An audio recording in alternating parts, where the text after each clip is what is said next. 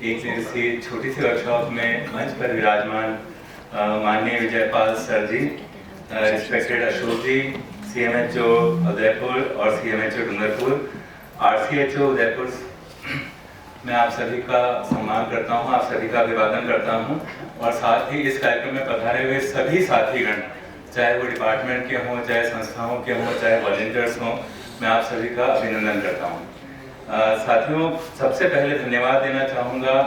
सम्मानित होने के लिए। आप यकीन मानिए कि सम्मान में मेरा व्यक्तिगत बहुत कम योगदान है और मेरी टीम का बहुत ज़्यादा योगदान है। तो विवेक जी, राजेंद्र और जो भी इस टीम से जुड़ा हुआ हर एक व्यक्ति हमारे लिए महत्वपूर्ण है, जिन्होंने बहुत मेहनत की, अथक प्रयास किए और बिल्कुल बिना रुके दौड़ते रहे। ये पूरा जो सर्टिफिकेट है, जो सम्मान है, ये सब उन सब कार्यकर्ताओं को समर्पित करता हूँ। आज का दिन हमारे लिए बहुत महत्वपूर्ण है। इसलिए महत्वपूर्ण है क्योंकि जब ये प्रोजेक्ट शुरू हुआ था और इस प्रोजेक्ट की शुरुआत में हमने इसको एक अभियान या मिशन के रूप में काम करने का निर्णय लिया था, तो उस अभियान में न केवल हमारी संस्था के सभी कार्यकर्ता जुड़े, बल्कि विभाग का भी एक एक व्यक्ति चारों जिले का जुड़ा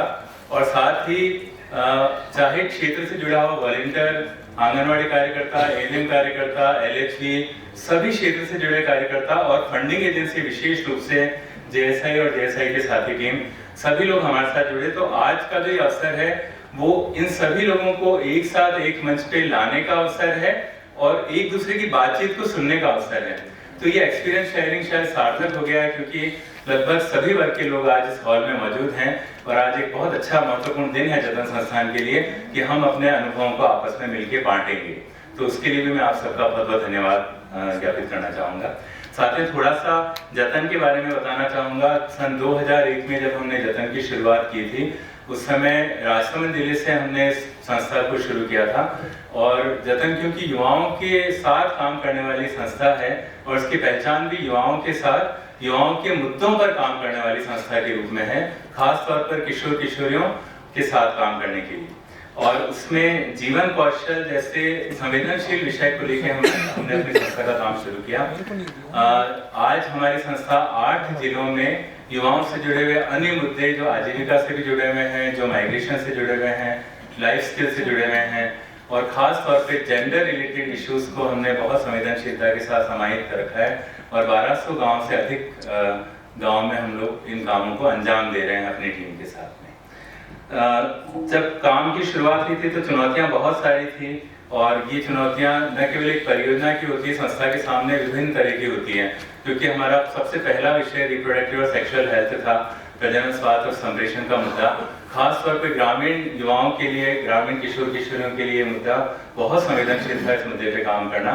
उन चुनौतियों को स्वीकार करते हुए जब हम मुद्दे को आगे बढ़ाते गए तो हमें लगा कि नहीं, केवल एक मुद्दा नहीं, हमें अपने केंद्र में किशोर किशोरी या युवाओं को रखना होगा और उनसे जुड़े हुए सभी मुद्दों को हमको छूना होगा जो एक दूसरे को प्रभावित कर रहे हैं या विकास की प्रक्रिया में बाधक बन रहे हैं। तो केवल स्वास्थ्य के मुद्दे ही नहीं, स्वास्थ्य के साथ उनके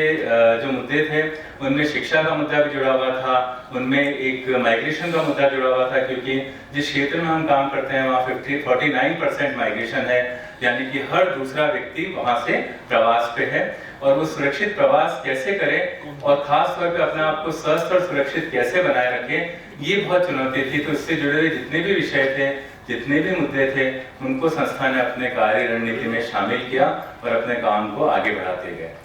साथियों, मुझे बहुत खुशी है कि जतन के विजन और मिशन में ये बात शामिल है कि हम एक ऐसे स्वस्थ और सुरक्षित समाज की स्थापना करना चाहते हैं जहाँ पे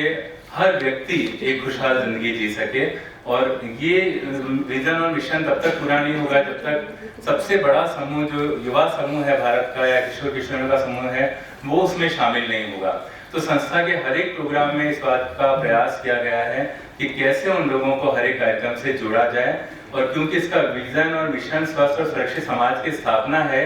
जो आज के कार्यक्रम से सीधा जुड़ा हुआ है, क्योंकि ये कार्यक्रम हमारे विजन को पूरा करने के लिए हमारी मदद करता है। क्योंकि एक जो चुनौती हमारे सामने कोविड-19 के रूप में आई थी, उसमें उस चुनौती का सामना करने के लिए, लोगों को उसमें जोड़ने के लिए और हर एक स्तर पे लोगों की भागीदारी सुनिश्चित करने के लिए इस परियोजना ने हमारी बहुत मदद की और हमें अपने अंजाम तक पहुंचाने में सहयोग दिया। तो मैं एक बार पुनः परियोजना की फंडिंग एजेंसी का, आप सभी कार्यकर्ताओं का बहुत बहुत आभार व्यक्त करते हुए अपना स्थान ग्रहण करना चाहूँगा और उम्मीद करूँगा कि ये कारवां चलता रहना चाहिए, सहयोग का कारवां और शेयरिंग का कारवां। Thank you sir.